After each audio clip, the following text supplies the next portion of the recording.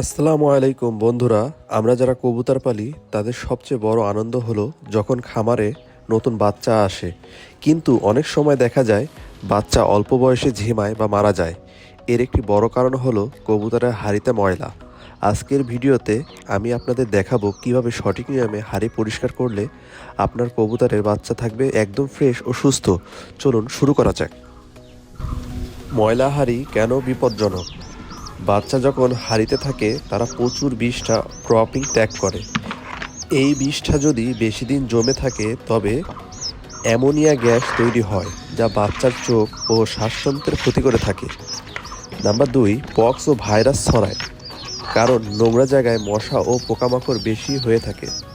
3, ঠান্ডা ও ক্যাঙ্কার হবার ভয় থাকে, তাই বাচ্চা সুস্থ রাখতে হলে হাঁড়ি পরিষ্কার করা খুবই গুরুত্বপূর্ণ। হাঁড়ি পরিষ্কার করার সঠিক নিয়ম। স্টেপ 1, প্রতিবারই বাচ্চা যখনই বিষ্ঠা দিয়ে হাঁড়ি ভরে ফেলবে তখনই সেটা পরিষ্কার করুন। সাধারণত 3-4 দিন পর পর পরিষ্কার করবেন।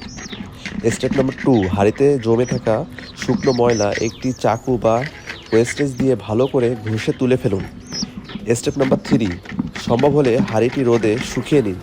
রোদ ন্যাচারাল ডিসইনফেক্ট্যান্ট হিসেবে কাজ করে। স্টেপ 4, হাঁড়ির নিচে একটি শুকনো নেস্ট বা বিছানা দিন। এর জন্য আপনারা শুকনো খড় বা শুকনো কাপড় ব্যবহার করতে পারেন।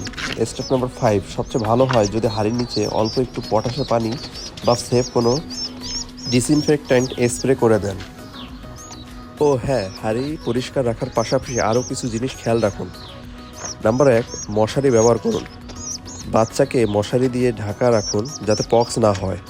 Number 2, dry nest. খেয়াল রাখবেন বাচ্চার নিচে যেন প্রতিনিয়ত শুকনো থাকে।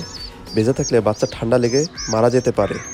নাম্বার 3, পানি ও খাবার। মা বাবা কবুতরকে পর্যাপ্ত পরিমাণে কোয়ালিটিপূর্ণ খাবার দিন এবং পরিষ্কার পানি দিন।